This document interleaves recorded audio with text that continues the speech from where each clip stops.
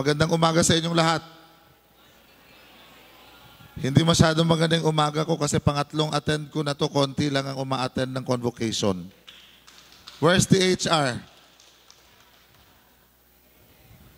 May mga nababawasan ba yung sweldo na hindi uma-attend on time? Konti lang.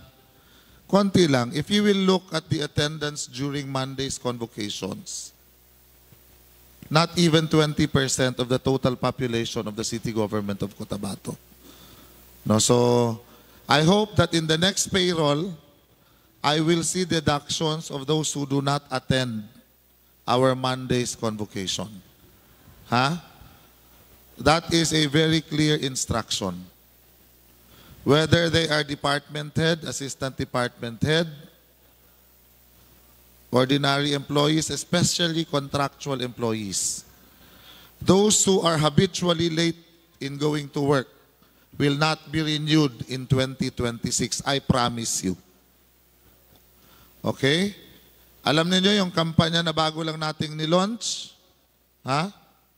Hindi niyo alam? Kasi lagi siguro kayong wala dito. Ha? Sino yung nagre-reply dyan? Nang hindi naman. Basta Cotabateño, disiplinado. Part of it, paano naman natin madidisiplina yung mga tao sa labas kung tayo mismo dito hindi? No? Ako, I understand.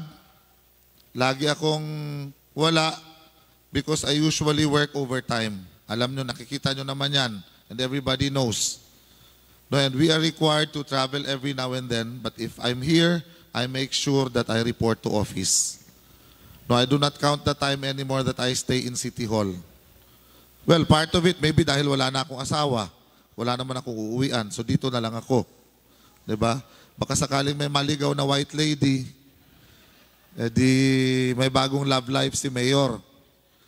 Pero hindi ako nagbibiro ha. I find it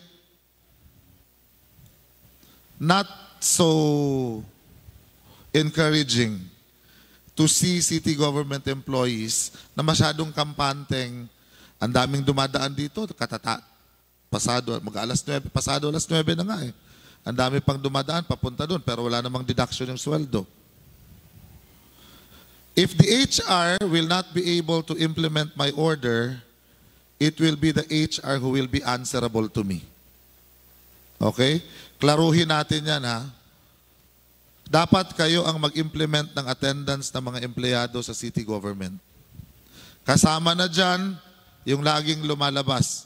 Minsan dito ako nag-uopisina sa lobby, padaan-daan lang, pagbalik may dala ng pagkain, o kaya nagkukwentuhan dyan sa labas. Wala namang problema because hindi naman natin i-require ang lahat na sub-sub ulo sa trabaho. Ang importante lang may output. Pero paano ka magka-output kung the same faces nakikita ako na palabas na baka nakakalimutan nyo may CCTV ako sa taas. Kaya alam ko yung sinong hindi pumapasok. I think mga 30 to 40% of our contractual employees are not reporting to work religiously. And my tall order is not to renew them anymore next year.